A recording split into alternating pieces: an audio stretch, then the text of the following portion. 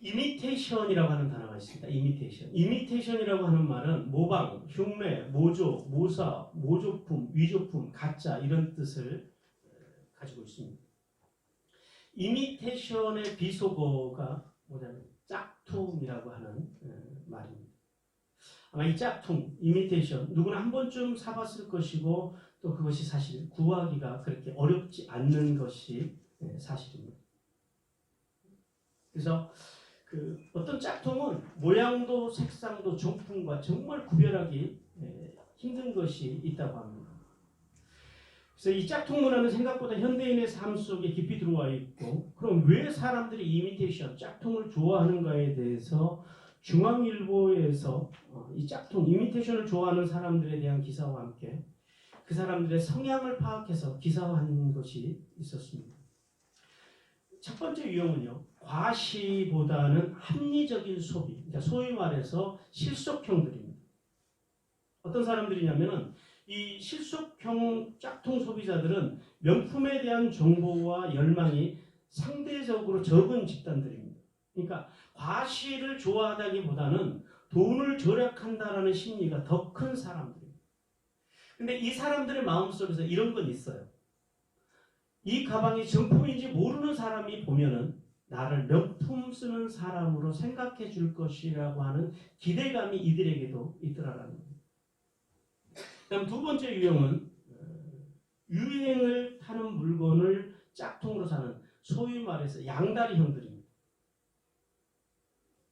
그러니까 오래 써야 될 것은 정품을 사고 그리고 그냥 이렇게 유행처럼 흘러가는 것은 짝퉁으로 사는 사람들. 그러니까 양다리형은 유행에 민감한 아이템들은 짝퉁으로 구입해서 자신의 품위를 유지하고 싶은 욕망을 가진 사람들. 세 번째는 모임에 갈 때마다 같은 가방을 실어서 소위 말하는 체면형들입니다. 비싼 돈 주고 진품을 사기에는 아깝고 또 모임에 가면 계급장처럼 되어버린 명품을 들지 않으면 신경을 쓰이는 사람들. 소위 품위 유지 차원에서 짝퉁을 구입해서 가지고 다니는 사람들이 있더라라는 겁니다. 자, 여러분은 어느 유형에 속하십니까? 여러분 그거 아십니까? 짝퉁에도 등급이 있답니다. 그래서 통상 특 A급, 특 A급에서 두 등급이 있어요. 미러르급이 있고 SA급이 있답니다. 그리고 A급이 있고 B급이 있고 C급이 있는, 그러니까 대략 한 이렇게 5단계로 나눠져 있는 짝퉁의 세계.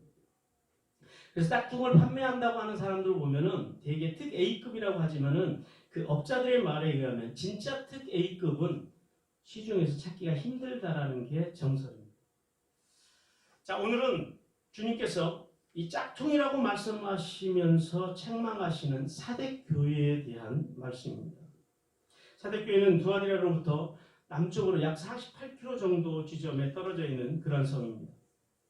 헤르무스강과 토몰루스 산 사이에 놓여 있는 작은 도시로서 이색적인 것은 이 사대교회 입구로부터 정문으로부터 약 한 11km 떨어진 지점에 수백 개의 무덤이 있는 것이 이 사대교회가 가지고 있는 특징 중에 하나였습니다. 이 사대교회는 도시 3개의 면이 성벽으로 둘러싸인 천연적인 요새로서 BC 700년경부터 BC 546년경까지 리디아 왕국의 수도로 이제 발전을 해갑니다. 그러다가 페르시아의 고레스 왕과 그리고 연이어서 알렉산더 대왕에 의해서 차례로 정복당하다가 BC 133년에 로마에 의해서 복속이 됩니다.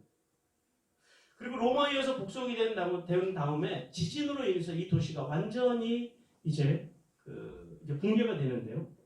후에 로마의 티베리우스 황제 때에 다시 복구를 해서 오늘 지금 우리가 지금 주님께서 말씀하시는 이 사대교회가 다시 세워지게 됩니다. 사대교회 역시 다른 소아시에 있는 도시들과 마찬가지로 우상 숭배가 성행했습니다. 특별히 이 사대의 수호신은 위대한 어머니라고 불리우는 시벨레 여신입니다. 특별히 이 사대 지역에는 사금 채취하는 사업이 굉장히 발달한 지역이었습니다. 헥돌루스라고 하는 강에서 사금을 채취하는 사업과 그리고 양털을 가공하는 모직, 방직, 염색공업이 발달한 사실은 굉장히 부유한 그런 도시였습니다. 그런데 AD 2세기경에 도덕적으로 타락해서 완전히 몰락해서 오늘날까지도 이제 폐허로 남아있는 도시가 바로 이 사대 지역이었습니다. 사대교회 역시 두아디라 교회처럼 어떤 경로로 복음이 들어왔으며 그리고 어떻게 교회가 세워져 있는지 크게 알려진 바는 없습니다. 단지 알려지는 것은 뛰어난 신학자의 변증가로 알려진 멜리토가 2세기경 사대의 감독으로 지냈다고 하는 사실만 전해집니다. 자, 이제부터 짝퉁교회로 책망받는 사대교회를 통해서 오늘 우리에게 주시는 주님의 음성을 함께 듣기를 원합니다. 첫 번째 1절과 2절 말씀을 보니까요. 하나님께서는 경건의 능력을 가진 도덕적이며 윤리적인 교회를 주님께서 기뻐하신다라고 말씀합니다. 앞에서 소개한 바와 같이 이 사대는 지리적인 안정성과 그리고 사금산업 그리고 상공업이 발달하여서 사치와 향락이 만연한 그런 도시였습니다. 사대 사람들은 이 풍성함 속에서 그들의 마음은 날마다 높아지고 교만하기에 충분했습니다. 그런데 문제는 뭐냐면은 이러한 사대교회, 사대 지역에 있는 사회적인 풍조가 오늘 본문을 보니까 교회에도 영향을 미치고 있었다라는 사실입니다. 그래서 우리 주님께서는 라우디아 교회와 더불어서 이 사대교회를 향하여 내가 살아있다 하는 이름을 가졌으나 죽은 자라고 하는 서리빨 같은 책망을 이제 사대교회에 하십니다. 오늘 본문 1절로 들어가 보니까요. 교회는 참된 순종의 열매는 사랑과 믿음과 인내와 충성의 삶이 있어야 한다라고 말씀합니다. 오늘 사대교회 말씀하시는 주님께서는 당신을 7별과 7영을 가지신 분으로 당신을 소개하십니다. 여기서 7이라고 하는 숫자는 언약의 수입니다. 10은 그 히브리 묵시에서 만수, 그러니까 완전수를 이야기하고요. 7은 언약의 수를 이야기합니다. 언약의 수. 그래서 우리가 부엘 세바 그러잖아요. 세바라고 하는 게 7인데요. 그 언약의 우물 이런 뜻입니다. 그래서 7을 연상하실 때는 늘 언약을 먼저 떠오르시면 됩니다. 그래서 주님께서는 그 7영, 그러니까 7영은 우리가 이미 출애굽기 전반부에 살펴본 바와 같이 성령을 말씀하시고요. 7별은 7교회의 사자를 일컫는다고 이미 우리가 알고 있습니다. 주님은 사대교회 자신을 7영과 7별로 소개하신 이유가 무엇일까요?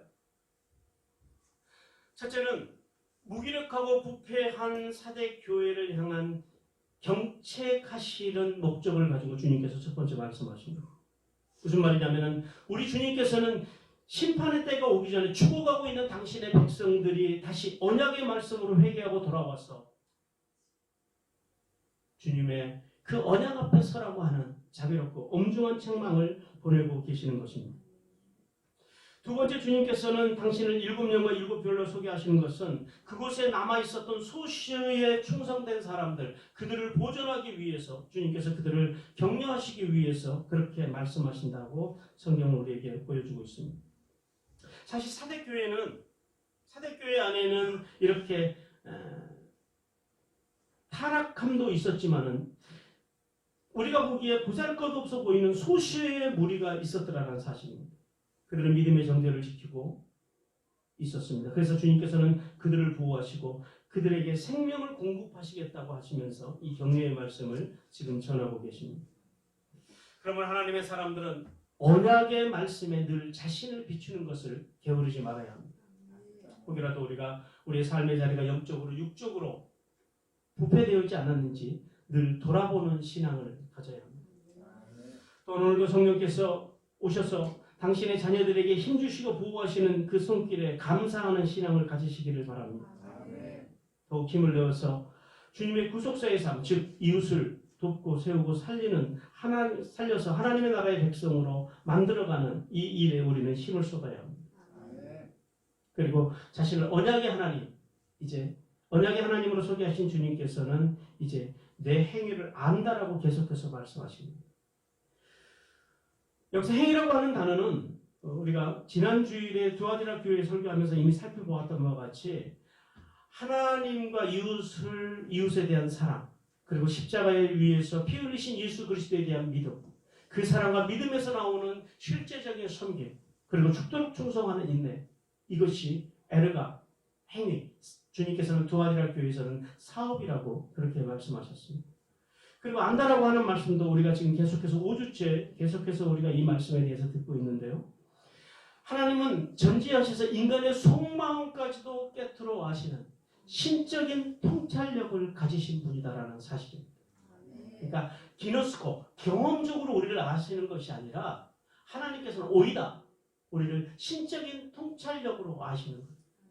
그 하나님 앞에서 우리가 무엇을 숨길 것인가? 그 하나님 앞에서 우리가 무엇을 감출 수 있겠습니까? 시편 11편 4절에서 주님에 대해서 이렇게 말씀합니다. 여호와께서는 그의 성전에 계시고 여호와의 보좌는 하늘에 있으며 그의 눈이 인생을 통촉하시고 그의 안목이 그들을 감찰하시는 분. 우리 주님은 우리의 겉모양뿐이 아니라 우리의 속마음까지도 다 아시는 분이심을 믿으시기 바랍니다. 그러므로 우리는 모든 것을 아시는 이 주님 앞에서 사대교회와 같이 먼저 자신의 죄를 생각하는 사람들은 그 주님의 아심 앞에서 심판과 두려움에 떨 것입니다. 그러나 반대로 두아디라와 교회와 같이 용서하시고 보호하시고 인도하시려는 주님을 아는 성도들은 속히 죄를 회개할 뿐만 아니라 주님 앞에 나가서 위로와 소망으로 감사가 넘치는 신앙을 갖게 될 것입니다. 우리 주님께서는 계속해서 이 사대교회 행위에 대해서 좀 더 구체적으로 말씀하십니다. 내가 살았다 하는 이름을 가졌으나 사실은 뭐예요? 죽은 자라는 거예요. 주님께서 이렇게 죽음에 대해서 말씀하시는 것은 앞에서도 살펴본 바와 같이 이 사대교회가 가지고 있는 특징, 사대교회의 그 성문 앞에 있는 무덤을 주님께서는 의식하셔서 이 무덤과 깊은 관계가 있는 것으로 그렇게 봅니다. 왜냐하면 사대교회의 영적인 현실과 이 무덤은 사대교회 성도들을 일깨우는 아주 좋은 교육 자료였을 것입니다. 그리고 주님께서는 살아있다라는 이름을 그들이 가졌다고 말합니다. 여기서 이름이라고 하는 것은 명성, 평판 이런 뜻입니다. 그러니까 사대교회는 살아있다, 좋은 교회라고 하는 평판을 가지고 있었다라는 거예요. 근데 사실은 어떤 교회예요? 사실은 죽어가는 교회였다라는 거예요. 영적으로. 여기서 죽은 자로라고 하는 말이요, 카이 네크로이 에이라고 합니다. 무슨 말이냐면 이미 죽어있는 시체가 아니라 지금 너희가 급격하게 죽어가고 있다라는 거예요. 두 가지 의미를 가집니다. 아직도 너희에게는 가능성이 남아있다. 그러나 그대로 가면 너희는 진짜 죽을 것이라고 하는 사실. 근데 이 사대교회에 대한 말씀을 보면서 우리가 한 가지 알 수 있는 것은 사대교회에는 니골라당이나 발람이나 이세벨이나 사단의 회나 우상숭배 같은 이런 이단의 문제나 진리의 도에서 벗어남으로 인하여서 주님께서 사대교회를 책망하고 있지 않다라는 거예요. 지금 주님께서 책망하고 있는 포인트를 우리가 잡아야 됩니다. 지금까지 우리가 앞에서 봤던 교회들은 대개 이런 부분들을 가지고 주님께 책망하셨잖아요. 근데 주님께서는 너희가 살았다고 하였으나 사실은 죽은 자라고 심판하십니다. 우리가 초대교회가 가지고 있는 사대 지역이 가지고 있는 그 특징, 그러니까 물질적인 풍요함 속에서 오는 무사 안일주의라는 사실을 주님께서는 우리에게 암시하고 있습니다. 한마디로 말해서 사대교회는 이런 물질적인 풍요함 속에서 무사 안일주의가 팽배하게 들어오고, 그래서 경건의 모양은 가지고 있으나 그러나 경건의 능력이 없는 그런 교회였습니다. 디모데후서 3장 5절에서 이렇게 말씀합니다. 경건의 모양은 있으나 경건의 능력을 부인하니 이 같은 자들에게서 내가 돌아서라라고 말씀하십니다. 주님께서 참 견디기 힘드신 게 바로 이 경건의 능력이 없는 것입니다. 풍요로움 속에서 오는 무절제하면서도 형식적인 종교 생활로 인한 경건의 능력을 잃어버린 사대교회. 그 사대교회를 향해서 우리 주님께서는 지금 책망하고 계시는 것입니다. 자, 그러면 주님이 원하시는 경건의 삶, 영적 생활이란 무엇일까요? 무엇이 경건의 능력이 있는 신앙생활일까? 영적인 생활이라고 하는 것은 본질에 충실한 신앙생활입니다. 그러면 본질에 충실한 삶, 본질에 충실한 신앙생활이라고 하는 것은 무엇을 말합니까?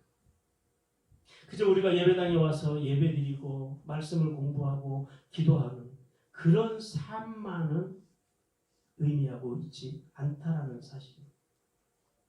진정한 영적인 삶은 어떤 삶이냐면 그야말로 실천하는 삶, 삶의 자리가 살아있는 삶을 영적인 삶이라고 합니다. 우리가 영적인 것 하면은 자꾸 어떤 신비적인 것을 이야기합니다. 물론 그것도 영적인 것. 그런데 그것이 어디에 있어야 돼요?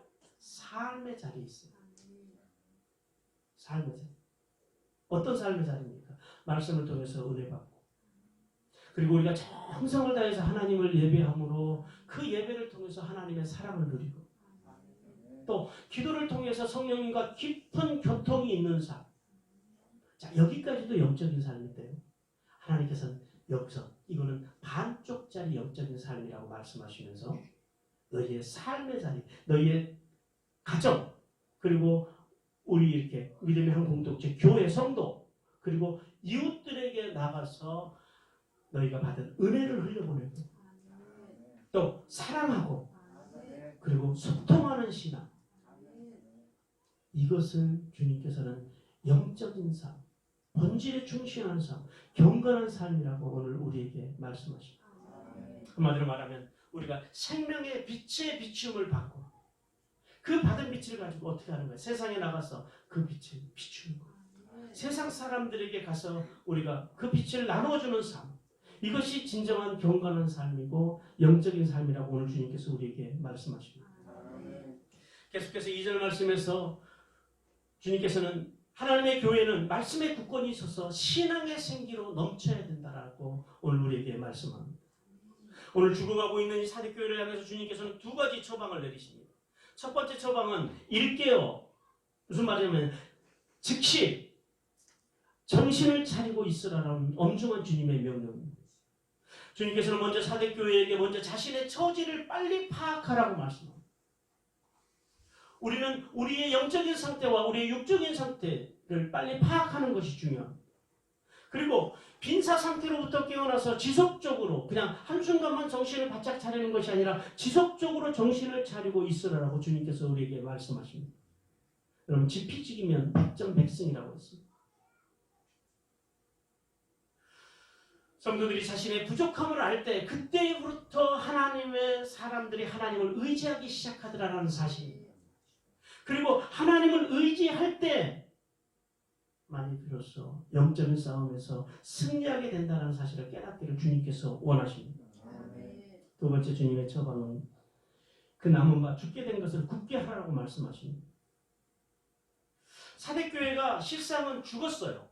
그런데 주님께서 지금 바라보시는 것은 어떤 것을 바라보셨냐면은 그 중에 죽지 않는 몇 사람이 있더라라는 겁니다. 주님께서는 그 사람들을 마저 죽지 않도록 잘 지켜 보존하라고 하는 말씀이 바로 이 말씀입니다.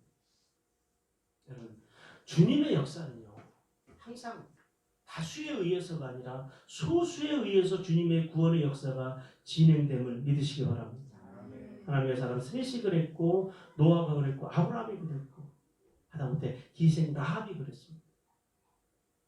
많은 사람들을 통해서 역사하시는 것이 아니라 주님께서는 적은 자. 그래서 로마서 9장 8절에서 이렇게 말씀합니다. 곧 육신의 자녀가 하나님의 자녀가 아니요 오직 약속의 자녀가 시로 여기심을 받느니라 이렇게 말씀합니다. 하나님의 약속의 시를 받은 자녀.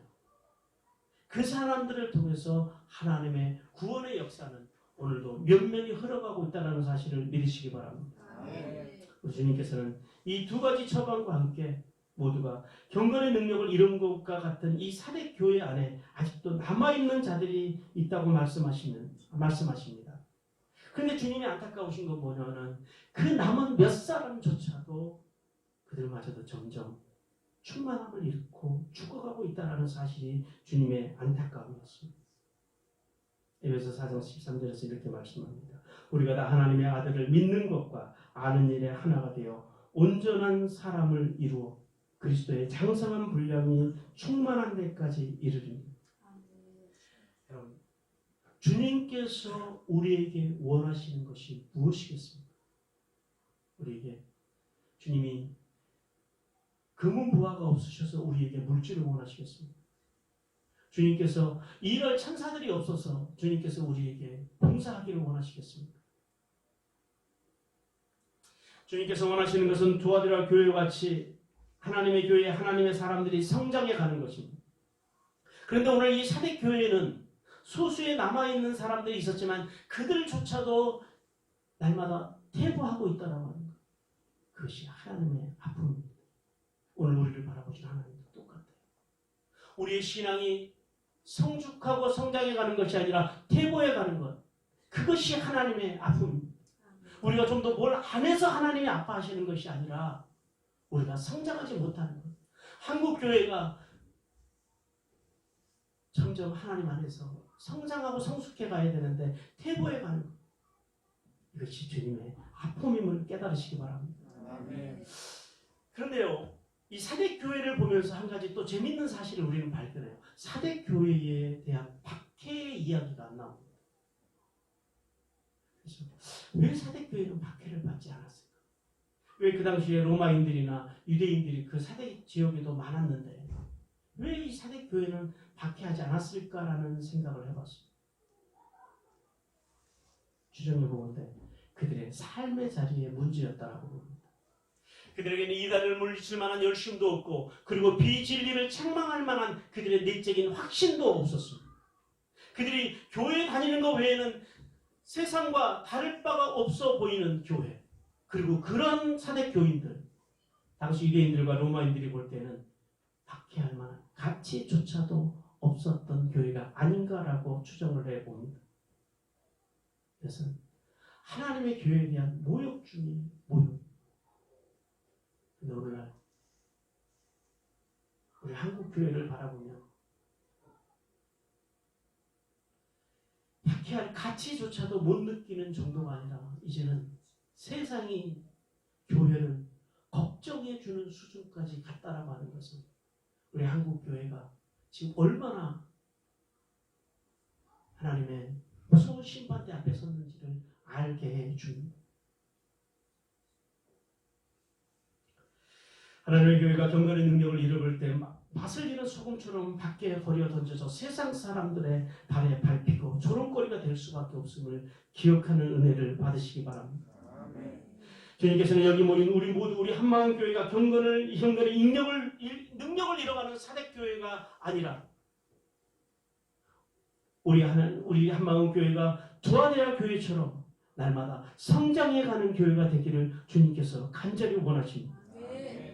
두 번째 3절과 4절 말씀을 보니까 하나님께서는 복음 안에 살아가는 교회를 기뻐하신다고 말씀하십니다. 3절과 4절은 2절에서 주님께서 언급하신 예수님의 처방으로 속히 회개할 것을 촉구하시는 말씀입니다. 3절 말씀을 보니까 교회는 먼저 기본, 즉 복음으로 돌아가라고 주님께서 우리에게 말씀합니다. 여기 본문 말씀을 보니까 내가 받고 들은 것을 생각하고 라고 말합니다. 여기서 생각한다고 하는 것은 원문으로 보면요, 기억하다라는 거예요. 무슨 말이냐면 계속해서 사력 있게 생각하고 그것을 기억하라라고 하는 말씀입니다. 그냥 한번 딱 기억하고 마는 게 아니고 생각하고 마는 게 아니에요. 계속해서 그것을 우리가 읊조리듯이 매일매일 그것을 심사숙고하면서 살아가라는 것. 그럼 무엇을 심사숙고하라는 말입니까? 오늘 본문을 보니까 너희가 어떻게 받았으며 그리고 너희가 어떻게 들었는지를 다시 너희가 기억해야 한다라고 주님께서 말씀하십니다. 이 말씀은 너희가 복음을 처음 들었을 때의 최초의 너희의 태도에 대해서 다시 한번 돌이켜라라는 겁니다. 요한계시록 2장 5절 말씀에서 이렇게 말씀합니다. 그러므로 어디서 떨어졌는지를 생각하고 회개하여 처음 행위를 가지라. 만일 그러지 아니하고 회개하지 아니하면 내가 내게 가서 내 촛대를 그 자리에서 옮기리라. 옮긴다라고 하는 표현에 대해서 이미 여러 번 말씀드렸습니다. 이쪽에서 이쪽으로 옮기는 그런 옮김이 아니라 컴퓨터로 말하면 포맷시켜버리시겠다는 겁니다. 싹 쓸어버리시겠다라고 하는 아주 무서운 표현입니다. 우리의 처음 잃어버렸을 때 처음 태도를 하나님 앞에서 회복하는 것, 그것이 중요합니다. 거기에 대해서 주님께서 다시 한번 너희가 심사숙고하라고 말씀하십니다. 그리고 주님께서는 너희가 균형 잡힌 신앙생활로 돌아오라고 말씀하십니다. 여러분, 균형 잡힌 신앙생활이 무엇입니까? 그것은 예배와 말씀과 기도가 이 세 가지가 조화를 이루는 신앙생활입니다. 그래서 이제 예배는 우리가 이렇게 주의를 중심으로 해서 예배 생활을 잘합니다. 말씀도 그냥 참여만 하시면은 잘할 수 있도록 그건 제가 도와드릴 것입니다. 기도는 누가 해야 돼요? 그는 여러분들의 것입니다. 금요 기도회를 중심으로 해서 나와서 함께 기도하시죠. 사대교인들은 말씀을 들을 때에 처음 말씀을 들었을 때 그 처음 감동을 다 잃어버렸습니다. 그리고 삶 속에서는 십자가의 은혜에 대한 감격을 상실했으며 그냥 주일에 교회 나오는 것으로 만족하고 하나님의 뜻대로 살고자 하는 열정이나 말씀을 가까이 하고자 하는 열정이 그들에게는 없었다라고 하는 것이 주님의 아픔이었습니다. 그래서 주님께서는 그 사대교회를 향해 이렇게 말씀하십니다. 지키라, 회개하라라고 말씀하십니다.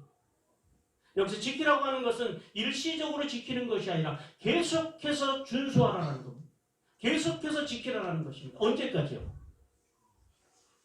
임종예배 드리기 전까지 계속 지켜야 합니다. 또 회개하라는 거예요. 무슨 말이에요? 즉시 돌이키라는 거예요. 영적인 무감각으로부터 속히 돌이켜서 처음 복음을 들었을 때 너희가 처음 듣고 그리고 너희들이 처음 믿었을 때 그때의 열정적인 신앙으로 다시 돌아가라라고 주님께서 오늘 우리에게 말씀하십니다. 사도 바울은 10여 년의 선교 여행을 마치고 예루살렘을 올라가는 길에 밀레도에서 에베소의 장로들에게 이렇게 말합니다. 사도행전 20장 31절입니다. 그러므로 여러분이 일깨어 내가 3년이나 밤낮 쉬지 않고 눈물로 각 사람을 훈계하던 것을 기억하라. 이것을 기억해야 합니다. 물론 우리 한국교회도 이 한국교회의 터 위에 수많은 순교자들의 피가 뿌려졌음을 잊지 말아야 합니다. 그리고 오늘 우리 한국교회가 그 피값으로 세워진 교회라는 사실 또한 잊지 말아야 합니다. 그것을 잊지 않는 하나님의 사랑과 하나님의 교회들은 이제 나라와 민족을 품고 복음이신 예수 그리스도 안에서 말씀과 기도로 성장하는 은혜를 받아야 합니다. 그리고 우리의 후대들에게 이 복음의 능력을 물려줄 수 있도록 지금 우리가 날마다 하나님의 말씀을 듣고 배우고 확신하는 복을 받으시기를 주님께서 간절히 원하십니다.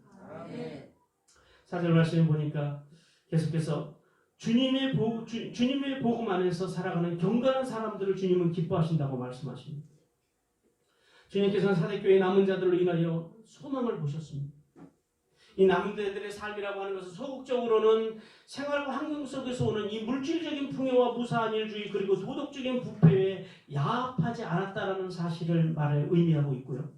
그 다음에 적극적으로는 최초의 복음을 전수받았을 때 그 열정적이고 순수한 신앙을 신실하게 고수했음을 의미합니다. 그들은 옷을 더럽히지 않았다고 말합니다. 옷이라고 하는 것은 히마티아, 신분을 말합니다. 물론 의복, 옷을 뜻하기도 합니다만 여기서는 신분의 의미로 좀 더 받아들이는 게 좀 더 정확합니다. 그리고 더럽히지 않았다라고 하는 것은 오염되지 않았다라는 거예요. 무슨 말이에요? 그들의 신분, 어떤 신분이요? 그리스도인으로서 하나님의 자녀로서의 신분을 세상에 나가서 그 향락과 사치가 성행한 그 도시 속에 들어가서 그들은 결코 그리스도인으로서의 그 정절, 그것에 오염되지 않았다는 사실을 말씀하고 있습니다. 그리고 몇 명이라고 그래요. 무슨 말? 그런 사람들이 이름을 세아릴 수 있을 만큼 소수가 있었다는 거예요. 탐심, 소비, 도덕적 문란 그런 것들로 악명이 높았던 이 도시 속에서 그 영향 속에 살아갈 수밖에 없었던 사대교회. 그 교회 안에 구제도 있고 헌금도 있고 봉사도 있고 성교도 있었습니다. 그러나 교회 밖에 나가면은 우상과 부도덕으로 살아가는 사람들과 별바 다르지 않았던 그 사대교회, 그들은 하나님의 아픔이었습니다.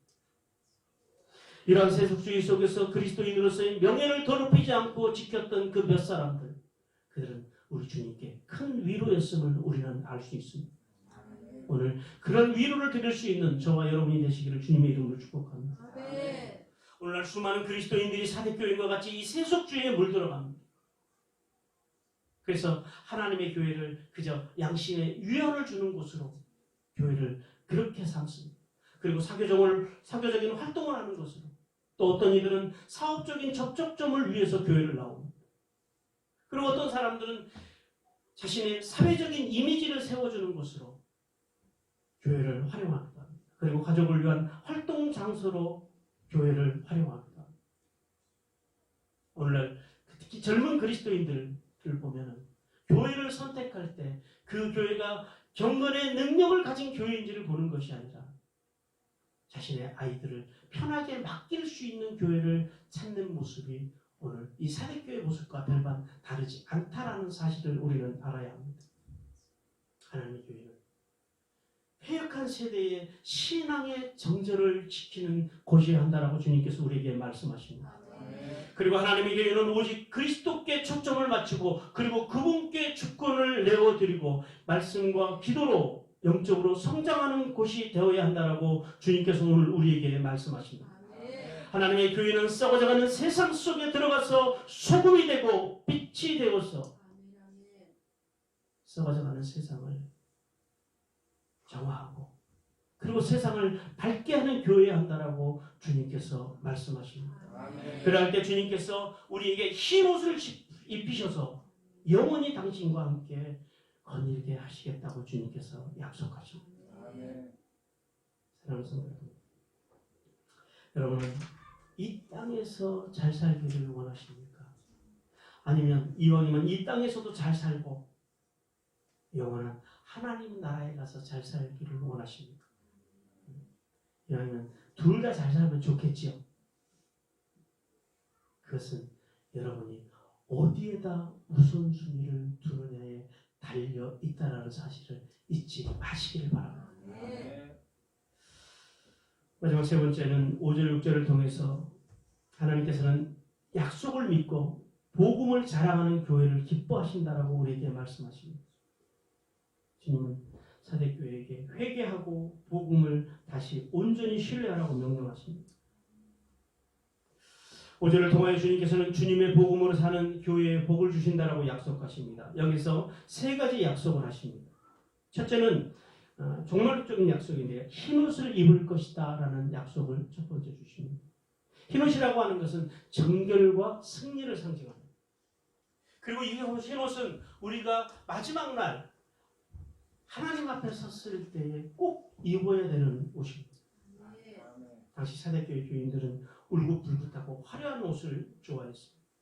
그러나 우리 주님께서는 이 약속을 이기는 자들에게 흰옷을 주시는데 이 흰옷은 그 죄와 상관이 없는 순수하고 정결하면서도 영광스러운 옷이라는 의미라고 오늘 주님께서 우리에게 가르치십니다.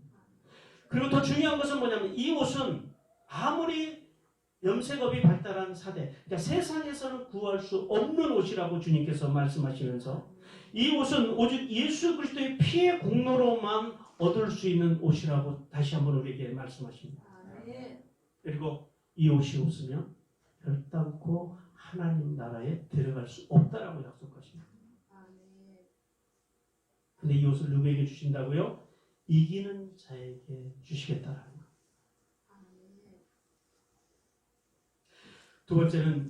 두 번째 약속은 이겁니다. 이기는 자는 생명책에서 그 이름을 지우지 않을 것이라고 하는 약속입니다. 이 생명책이라고 하는 것은 어떤 책이냐면은 원래 고대 왕국에서 왕이 다스리는 그 도시, 그러니까 그 수도죠. 그 수도 안에, 그러니까 왕이 관할하고 있는 그 수도 안에 살아가는 사람들을 위한 명부였습니다. 옛날에는 수도에서 아무나 살 수가 없었잖아요. 그렇죠?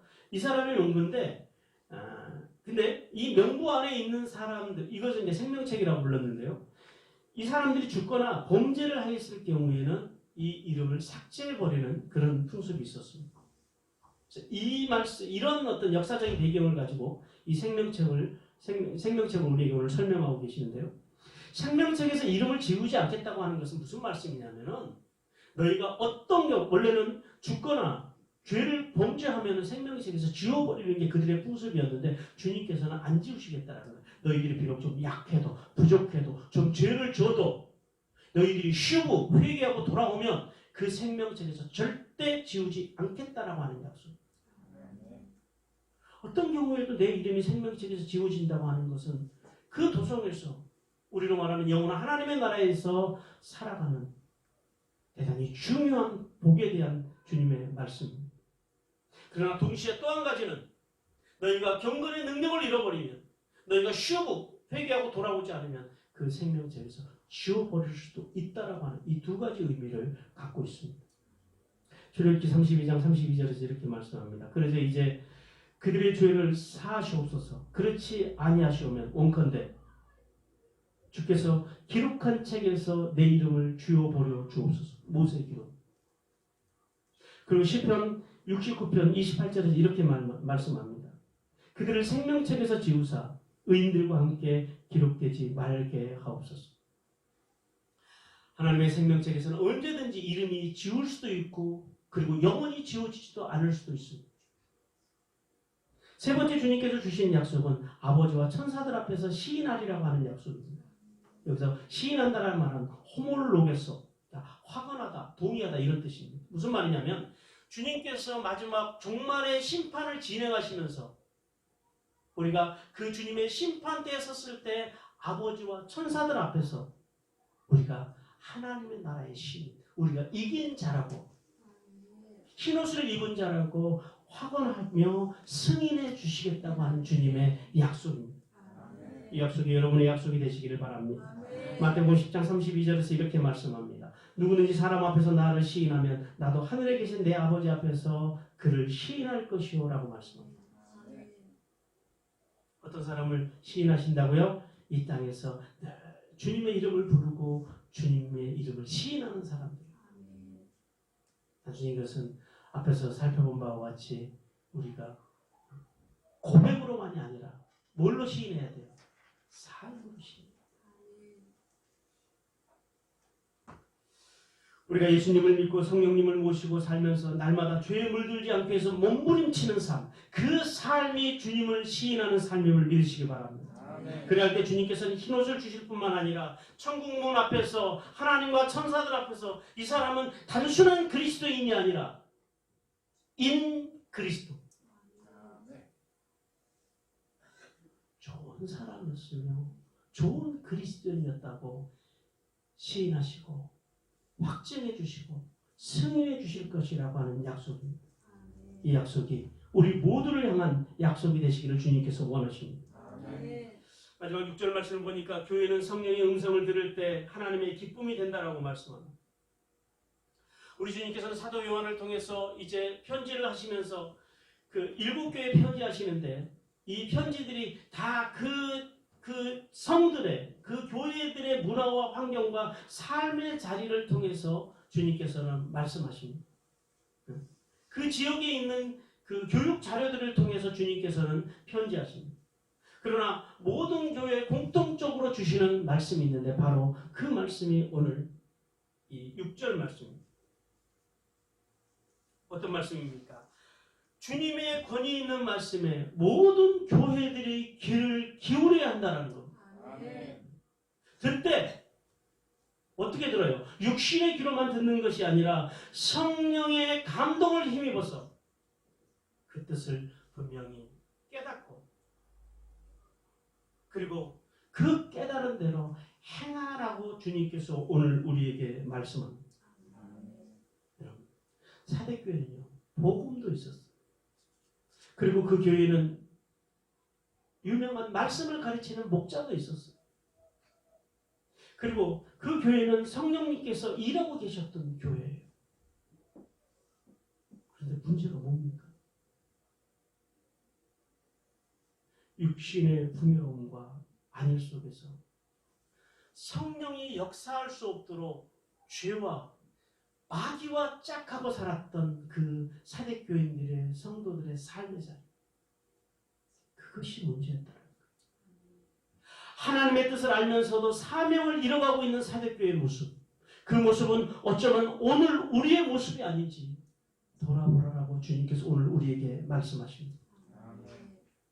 사대교회뿐만 아니라 오늘날 이 땅에 있는 모든 교회들, 그리고 오늘 세대의 교회들이 교회의 주관자이시며 참 영이신 성령의 음성을 들어야 한다라고 6절에서 주님께서 강력하게 우리에게 말씀하십니다. 또한 성령의 음성을 들을 뿐만 아니라 예수 그리스도의 말씀을 듣고 순종함으로써 영적 빈사 상태, 곧 무사안일주의의 신앙, 무사안일주의의 습성에서 이제 벗어나야 한다라고 주님께서 오늘 오셔서 말씀하십니다. 요한계시록 1장 3절에서 이렇게 말씀합니다. 이 예언의 말씀을 읽는 자와 듣는 자와 그 가운데 기록된 것을 지키는 자는 복이 있나니 때가 가까움이라. 누가 복이 있다고요? 읽는 자, 듣는 자, 마지막은 지키는 자. 다시요. 근데 하나님의 말씀을 지킬 수 있어요, 없어요? 하나님 말씀대로 살 수 있어요, 없어요? 지난주에 어떤 집사님이 오시더니 예수 믿는 게, 그러니까 신앙생활하는 게 예수 믿고 살아가는 게 좀 쉬웠으면 좋겠다라는 거예요. 근데 요즘 예수 믿고 살아가는 게 쉬워요, 어려워요? 어려워요. 어려운데 쉬워요.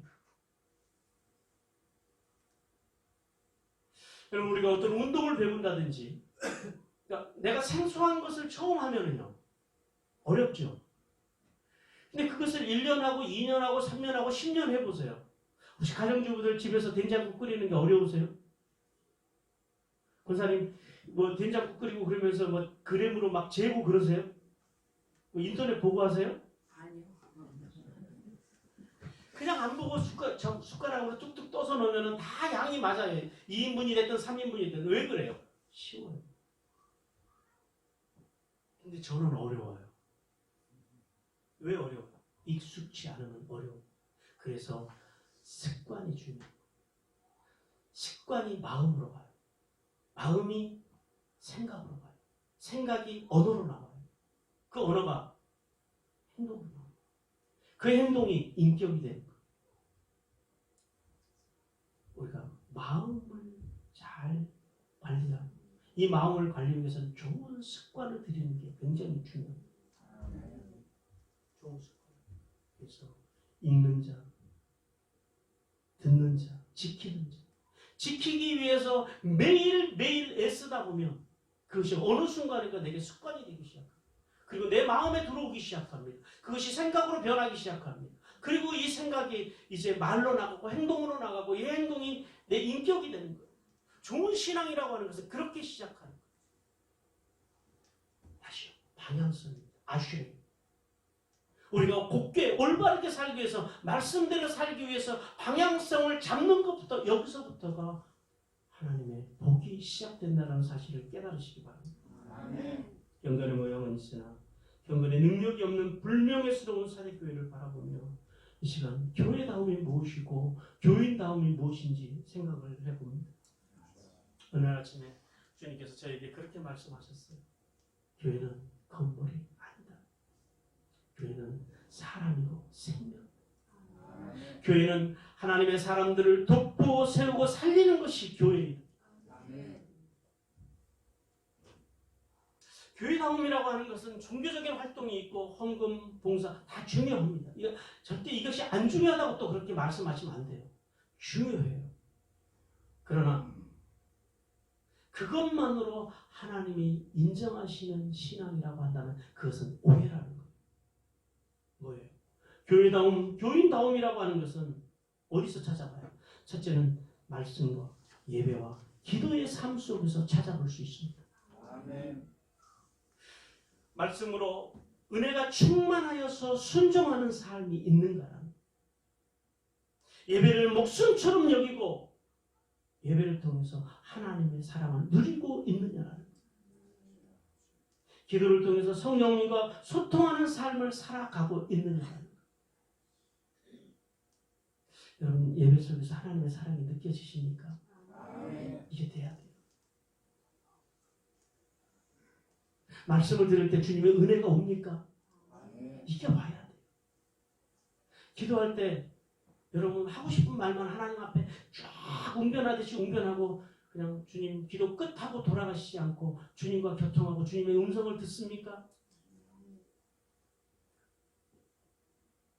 그 삶이 바로 교회다움이고 교인다움. 그러니까 좋은 교회는 말씀과 예배와 기도가 풍성한 교회예요.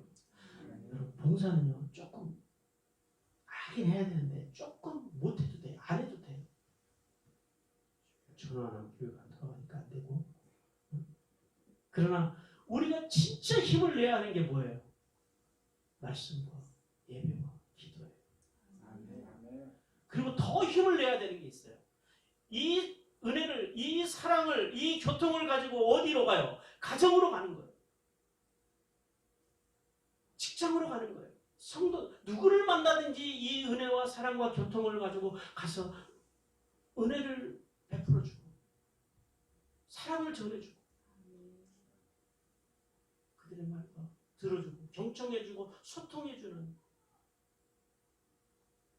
이게 진짜 교회다움이고 이것이 되기 시작할 때 진짜 우리는 하나님의 교회로서 온전히 하나님 앞에서 잘했다 칭찬받는 교회요 성도가 되는 줄 믿으시기 바랍니다. 아멘. 각자의 삶의 자리를 통하여 행위로 열매 맺는 것 그것이 주님이 원하시는 교회다움입니다. 교인다움입니다. 이것을 깨닫는 은혜를 받으시기 바랍니다. 아멘. 그리고 주님의 기준에 합당한 신앙다움을 통하여 하늘의 복과 땅의 복을 받는 귀한 믿음의 성도들이 되시기를 주님께서 간절히 원하십니다. 아멘.